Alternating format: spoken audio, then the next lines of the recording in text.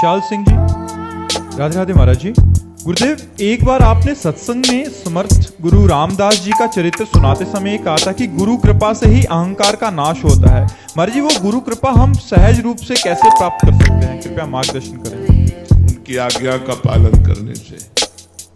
आज्ञा शब्द सुसाहिब सेवा, अपने गुरुदेव की आज्ञा का पालन करना ही सबसे बड़ी सेवा है। अब जो ही कहें करे हम सोई, आयस लिए चले निज दासी, मन क्रम वचन शुद्ध सकल मत, हम श्री हित हरिवंश उपासी। एक बार हरिव्यास देवाचार्य जी महाराज श्री भट्ट देवाचार्य जी के पास गए और कहा, हम आपसे दीक्षा लेना चाहते हैं। उनका हमारी गोदी पे कुछ दिखाई दे रहा है? नहीं। जाओ गिरिराज जी की 12 वर्ष तक परिक्रमा करो राधा राधा रटते हुए, फिर हमारे पास आओ। आज्ञा का पालन। 12 वर्ष तक राधा राधा रटते हुए समय व्यतीत करके जब आए तो कहा, आप कुछ गोद में दिखाई दे रहा है? बोले नहीं। बोले फिर 12 वर्ष जाओ, राधा राधा रटो। 24 वर्ष राधा राधा रटते हुए गिरिराज जी की रोज परिक्रमा लगाते हुए अपने गुरु आज्ञा का पालन किया। जब आए 24 वर्ष बाद तो बोले, गुरुदेव आपकी गोद में श्यामा श्याम विराजमान है, ये दिखाई दे रहे हैं। बोले हाँ, अब आओ दीक्षा देते हैं। पहले सिद्ध कर दिया, फिर दीक्षा दी। गुरु की आज्ञा ही सबसे बड़ी सेवा है। गुरु की आज्ञा ही अहंकार का नाश है।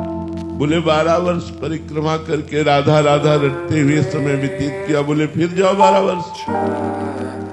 ये तो आप हर बार कहते रहोगे, दीक्षा दीजिए फिर आप आज्ञा कीजिए। ऐसा नहीं प्रश्न किया। जो आज्ञा हुई उस पर तत्पर हो गए तो अहंकार का भी नाश हो गया, भगवत साक्षात्कार हो गया।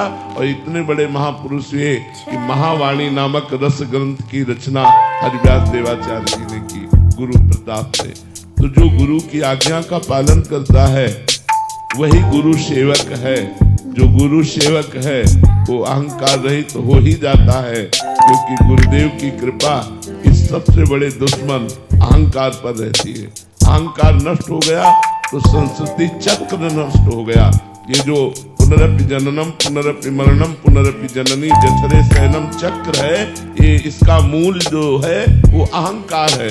संस्कृति मूल सूल प्रद नाना, सकल शोक दायक अभिमाना, ताते करे कृपा निधि दूरी, सेवक पर ममता अति भूरी।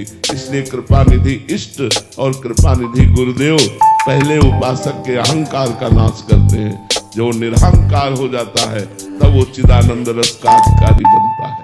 महाराज जी, आपने गुरु आज्ञा की बात कही अभी। महाराज जी, एक सवाल था इसमें कि गुरु आज्ञा का मतलब किसी और से परीक्षण कराना चाहिए? समकालीन मतलब उनके समान संत भी हों तो गुरु आज्ञा कर दिया तो दूसरे से जाके पूछते हैं महाराज। ये अपराध है।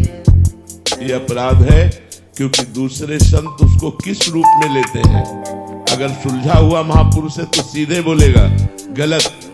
आप गुरु आज्ञा पर प्रश्न कैसे उठा दिए? चुपचाप अपने गुरु की आज्ञा का पालन करो। अगर सुलझा हुआ नहीं है तो ये क्या, कोई उपदेश दिया नहीं, कोई साधना बताई नहीं। बोले 12 वर्ष परिक्रमा लगाओ, 12 वर्ष तक दूर रहकर परिक्रमा। फिर ये क्या बोले 24 वर्ष लगाओ।